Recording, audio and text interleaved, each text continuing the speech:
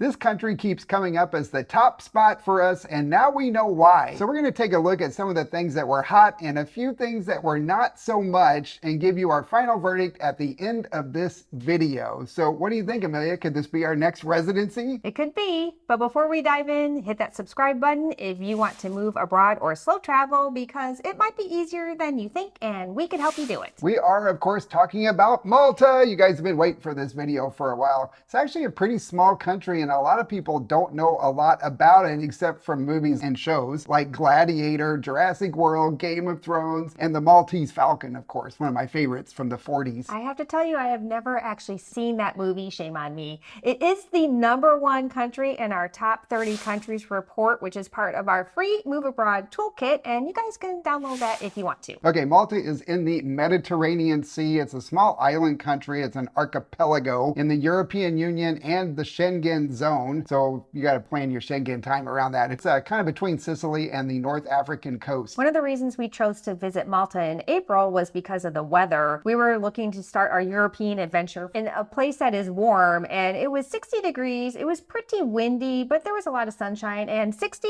in Europe in April, that is considered warm. Yeah, it was still pretty chilly though. I had to buy a jacket. I bought a long sleeve shirt. Coming from Malaysia, it felt very cold to us. It was about 30 degrees colder than we were used to. We did see a lot of people wandering around in shorts and short sleeve shirts. I guess they were from Northern Europe and it felt warm to them, but it was cold to us. Yeah, I enjoyed the weather. It was a nice change of pace. It was a little chilly at times, even for me. I definitely would not be walking around in flip-flops. We saw that. Yes, we did. The winters can be cold and rainy, but there is no snow. The language in Malta is officially Maltese, but English is also an official language, and everyone we spoke to spoke English fluently, like really well. Like this is the best place in Europe that we've been for English other than the UK. Although I could argue that they're actually better than the UK after our experience there. It's also one of the safest countries in Europe. We felt very safe walking around, and we walked all over the place day and night, and nobody bothered us. And speaking of walking, we always like to walk everywhere we go, so we often talk about walkability and public transportation. It was pretty good there. The walkability around the waterfront in Valletta and the other parts of that area were pretty nice. They had nice, wide, flat sidewalks that were easy to walk on, but as soon as you cross the road and head inland, it starts getting steeper and steeper, and the roads there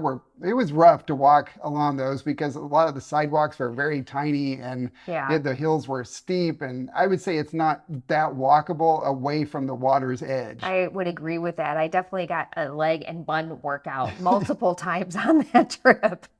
Yeah, and as far as public transportation, there's not a lot. There is a bus that runs around. We didn't ride it. There are taxis and Ubers. The Ubers were very expensive. That's something to keep in mind. There's no metro or tram system. There was also a lot of traffic there, and I think it's only going to get worse once high season starts rolling in. We were there during shoulder season, so it wasn't too bad, but you definitely want to plan accordingly for that. That's another reason why we didn't want to take the bus, because we could just walk faster. Yeah, that happened quite a bit, actually. We would see a bus and it would be like there, we would keep walking and then it would catch up to us and then we would keep walking. So the buses were actually slower than us walking from one place to another. You can take the ferry between Valletta and Slima, which was an easy and quick trip. The tickets cost us $4.22 a piece, so $8.44 total. And the ferry was pretty full when we took it. Every time we saw it, there were a lot of people on it, which isn't surprising because it is a quick trip to get over there. But you can also get there by Uber or by car or bus. Yeah, I would recommend riding on the top though. After we took that, I realized there was no easy way out of the underneath area.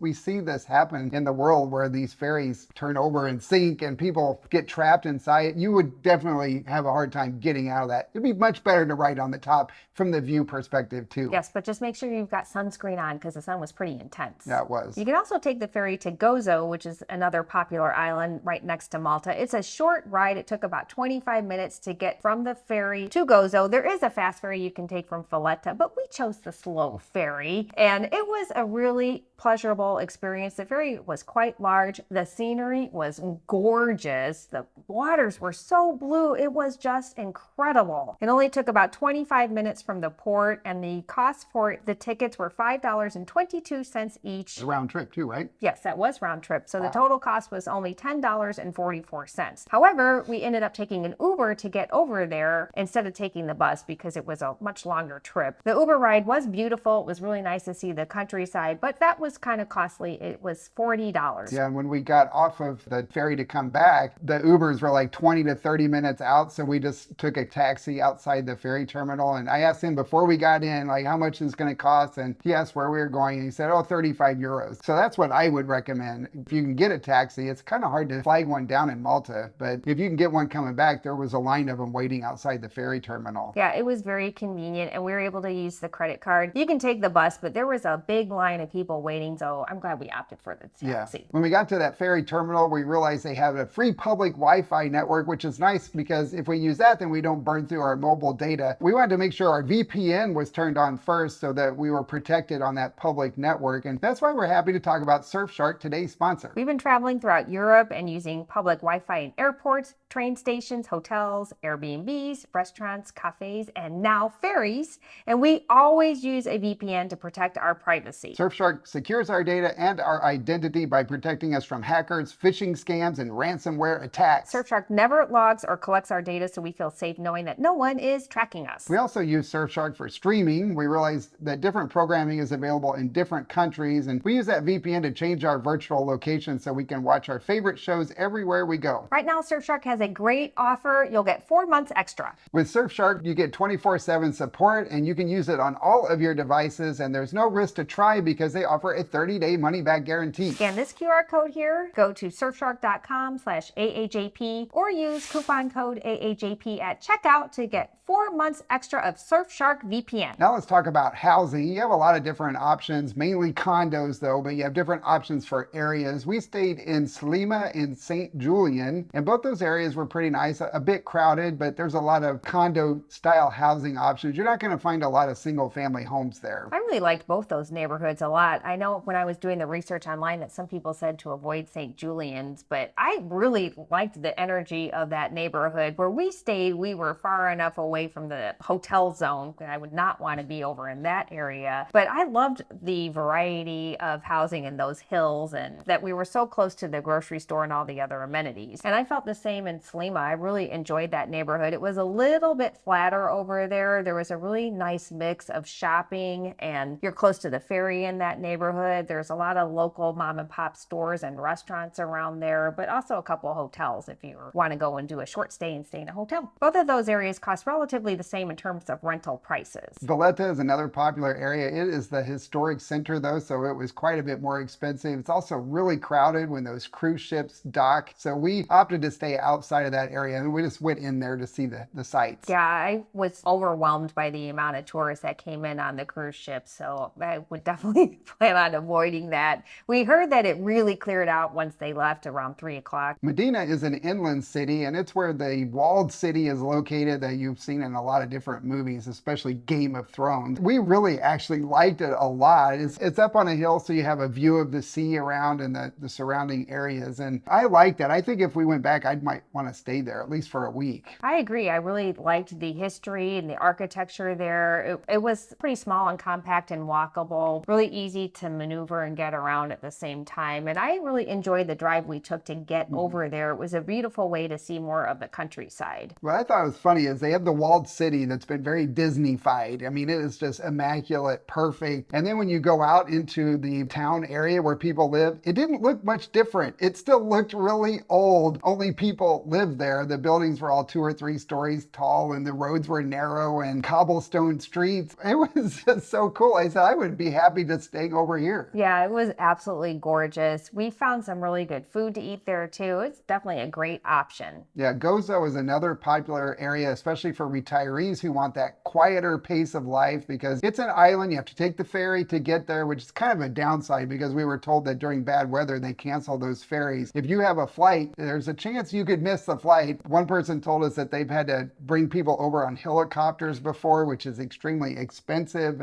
But if you want a beautiful, like serene place to stay, Gozo is definitely a good option. It's a good option too because it's a lot more flat and walkable. We walked all the way from the ferry into Victoria, which that part was hilly and it was pretty crowded with tourists, but all of the rest of that area was really flat and very mellow. Yeah, it took us an hour and a half. It was a long walk, but that's what we do. That's our thing. So we just walked all the way. There are taxis that you could take and you call Uber as well. And we did take an Uber back rather than walk all that way. But it was beautiful just to walk through there. There was so much scenery and the rolling green hillside and the flowers. It was really a neat walk. And you can also take the bus. There's the bus system runs all through there too. In general, housing costs have increased over the last several years in Malta. They've had a big boom in people moving there. They've had a lot of people immigrate to Malta, which I'm not surprised because it's a pretty fantastic place. So you can expect to pay more for housing, period. Now let's talk about food and restaurants. And grocery stores there are actually pretty affordable. We were expecting them to be a lot more since it's an island, but we found the prices similar to like Spain and France. The popular stores are Welby, which is really nice. It was almost like a Whole Foods. Then they have Lidl and Spar, which are kind of the lower cost options. And we went to most of those. They were all nice and they carried everything we wanted. Yeah, we had no problem finding any of the food or the spices that we like to eat. You can also find the little mom and pops around, which I always love supporting those places. Coming from Southeast Asia, where wine and Prosecco were extremely expensive, we were pleasantly surprised by the low cost there. We went to this restaurant that had huge glasses of Prosecco for $5, draft Prosecco for $5. And plus it had a great view. We really enjoyed the restaurant scene there. The food was incredible. You can find a variety of cuisine and a lot of different price points. It maybe was a little too easy to eat out there. We did eat a lot, but boy, we enjoyed it so much. You do have to be prepared to adjust your schedule because some of the restaurants are going to be closed between lunch and dinner, which you're going to just get used to if you travel throughout Europe. Yeah, and so you might also want to make a reservation because a lot of them were very small with limited seating. And every time we would walk in and it would be like 6 or 7 right when they open and the place was empty. They're like, do you have a reservation? And we say, no, sorry. And they look around like looking for an empty table. There's no one in there. But by the time we were done eating, the place was packed. And so we could understand why they kind of fit us in when they could. So I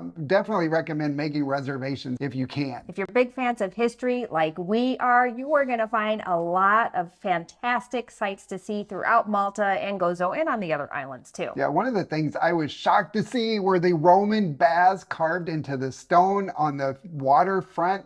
It's amazing to think how long those have been there, but that's not even the oldest parts of this island. There are parts that date all the way back to 3600 BC. There's even a prehistoric burial site from 5,000 years ago. It's amazing to think how far back this goes, and I'm curious, like, how did they get there? I guess they had boats back then. Yeah, I have no idea. It is fascinating. So Medina has the walled city that we mentioned, and the locals call it the silent city because not a lot of people live there. And we had so much fun just wandering through those narrow alleyways and taking some selfies along the way. Valletta is a UNESCO World Heritage Site, and a very popular attraction there is the St. John's Co-Cathedral. We saw a big line of people waiting to get into that. You do need to buy your tickets ahead of time if you want to visit. That was built by the Knights of St. John Order between 1573 and 1578. So Gozo, the big thing to go see is the Citadel in Victoria, and it did not disappoint. It's been a bit Disney-fied too. I mean, most of these sites have by now. So you're going to get that kind of that feeling where it's all just nice and clean and updated and renovated. It was still so cool to walk along those walls and take in the views of the countryside around it. There are plenty of things to do there. There are a lot of water activities like snorkeling and diving. You can go see the Blue Hole. We saw people laying out and sunning when it was 60 degrees, which I was a bit surprised by, but hey, you could go for it. There are also a lot of cultural activities and festivals throughout the year. You can drink the tap water, which is always a nice plus, although I didn't love the taste. Yeah, it's desalinated water, and it did have a little bit of a soapy taste to it, but you can drink it. They also use the euro, so the currency is a euro. We were also able to use our credit card for almost everything. I think we only had to pay cash one time, and that was at a brand new coffee shop that had just opened. We found the people to be extremely nice, especially by European standards. I know it sounds kind of funny, but throughout the rest of Europe, people are a little bit standoffish, maybe experiencing a little bit of over-tourism, but in Malta, everyone was super nice and friendly. It felt almost like we were back in Southeast Asia. There's a lot of tourists. You're going to see a variety of tourists, and and people living there from all over the world. So while you're going to hear a lot of English, you're going to hear a lot of different languages too, which I always find really fun. One of our Uber drivers was from Bulgaria. Yeah. And he told us how much he loves Bulgaria and that we should go visit there. But he lives in Malta with his wife now. There is a lot of construction going on. We saw cranes all over the place. There's a lot of new construction. They're building some new hotels and new condo buildings, and there's also a lot of renovation. So there's definitely some infrastructure woes that come along with that. It was a little bit tricky in parts to get around because the roads were blocked and the sidewalks were blocked. Yeah, sometimes it was kind of hard to walk down the sidewalks because they had big dumpsters on narrow streets, and sometimes they blocked the whole street. They had streets torn up. They were putting in new plumbing or sewer systems, some new electrical, and it was a bit challenging sometimes to walk around there because of the construction. Now let's talk about health insurance and healthcare. Malta has both a public and private system, but visa holders use the private system. We spoke with an immigration attorney, and she told us the average cost for health insurance for a whole year for one person is only $1,200, so it is very affordable. We found the cost of living there to be pretty affordable too, especially considering it is an island nation in Europe. We were expecting it to be more expensive, like maybe the Netherlands or Belgium or Germany, but it was actually closer in price to like Spain or France. Not quite as cheap as Portugal, closer to that price range. And I think a single can live there for around 2,200 euros per month, and a couple probably around 3,300 euros per month. A lot of that depends on where you live and how nice your place is and what quality of life you're looking for. We always get questions about taxes, and as a U.S. citizen, you always have to pay taxes to the U.S. You also are going to have to pay taxes to Malta. The good news is that Malta is more transparent about the amount of taxes that you will need to pay compared to some of the other countries in our list. Yeah, like the U.S. Yeah, so you're gonna know what to expect. All right, let's talk about residency visas, Amelia. They have several good visa options. They have a retirement visa, the MRP residence program, the MPRP permanent residence program, and a digital nomad visa. They all have their own type of income requirements, fiscal presence requirements, and tax and contribution requirements. We go into a lot more detail in our free toolkit. We have the visa matrix in there that kind of covers this and shares all of the specifics with you. So you can download that if you want to. And now for the verdict. Is Malta a good place if you want to move abroad? I loved it. I absolutely loved it there. I loved the history. The people were super nice to us. The cost of living was a lot lower than I expected for an island in Europe. So I would say I would really like living there, except during the high season, June, July, and August. The temperatures can get over 100 Fahrenheit. It's very crowded, especially with those cruise ships landing. And I'm not sure I would want to be there during those months. But the other months, I think it would be fantastic. Yeah, I feel the same way. I absolutely loved it, but I would not want to live there year round. I definitely would want to avoid the high season. So what do you think about Malta? Let us know in the comments. Yeah, and remember to download the free Move Abroad Toolkit by clicking this link right there. If you found this video helpful, then check this one out next. All right, guys, that's all we have for this one. Before you go, leave us a like, and we will see you all next time. Ciao. Ciao.